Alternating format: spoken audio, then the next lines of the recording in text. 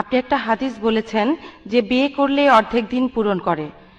আমি যেটা জানতে চাই যে বিয়ে করলেই কি অর্ধেক দিন পূরণ হবে, নাকি বিয়ের পুরো প্রক্রিয়াটাই কিভাবে করছেন, স্বামী বা স্ত্রীর সাথে কিভাবে ব্যবহার করছেন, মানে পুরো প্রক্রিয়াটাই, যেদিন বিয়ে করলেন তারপর থেকে যতদিন বাঁচলেন, নাকি শুধু বিয়ে করলেই অর্ধেক দিন পূরণ হবে?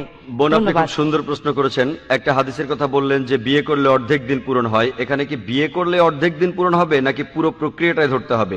বোন, আমি আগেও বলেছি, মহানবী যখন বলছেন বিয়ে করলে অর্ধেক দিন পূরণ হয়, তিনি বুঝিয়েছেন যে বিয়ে আপনাকে অবাধ যৌনাচার আর ব্যভিচার থেকে রক্ষা করে। বিয়ে একটা ধারাবাহিক প্রক্রিয়া, এর উপর অনেক হাদিস আছে।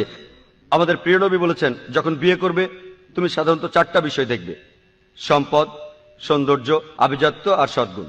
লোকে বিয়ে করার সময় দেখে মেয়েটা বা ছেলেটা সুন্দর কিনা, তার কি পরিমাণ সম্পদ আছে, কোন পরিবার, শেখ বংশ নাকি সৈয়দ বংশ, অভিজাত বংশ, আর সবশেষে হলো সদ্গুণ। মহানবী বলেছেন এই 4টার মধ্যে সবচেয়ে গুরুত্বপূর্ণ হলো সদ্গুণ।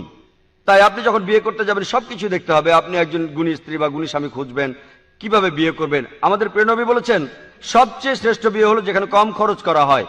পৃথিবীর বিভিন্ন দেশে মুসলিম উম্মার মধ্যে বিয়ে হয়, তারা সেখানে হাজার হাজার ডলার খরচ করে যাচ্ছে। এখানে যেমন রিঙ্গিত, তারা অনেক বেশি খরচ করে। পবিত্র কোরআনে সূরা ইসরার 25 এবং 26 নম্বর আয়াতে আছে, যারা অপব্যয় করে তারা শয়তানের ভাই।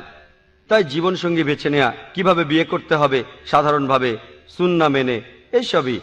তারপর কিভাবে সন্তানদের বড় করবেন, বিয়ের পর স্ত্রীর প্রতি বিশ্বস্ত হবেন, এমন না যে বিয়ের পর আপনি ব্যভিচারে লিপ্ত হবেন, এইভাবে অর্ধেক দিন পূরণ হবে না।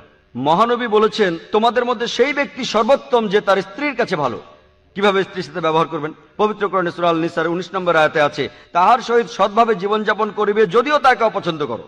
যদিও তাকে অপছন্দ করেন, কোরআন বলছে তার সাথে সততার সাথে জীবনযাপন করতে। পুরুষরা যৌতুক নেয় প্রাচ্যের দেশ যেমন ইন্ডিয়াতে স্ত্রীদের কাছ থেকে, ইসলামে আপনি দেবেন দেনমোহর।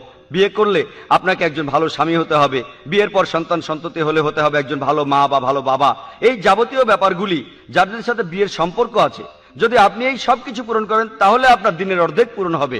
ভালো মা হওয়া, ভালো বাবা হওয়া, ভালো স্বামী হওয়া, ভালো স্ত্রী হওয়া, অপব্যয়ী না হওয়া, এই সব কিছু, ব্যভিচার থেকে দূরে থাকা, সমকামিতা থেকে, অবাধ যৌনাচার থেকে, এই সব কিছু পূরণ করতে পারলে আপনার অর্ধেক দিন পূরণ হবে।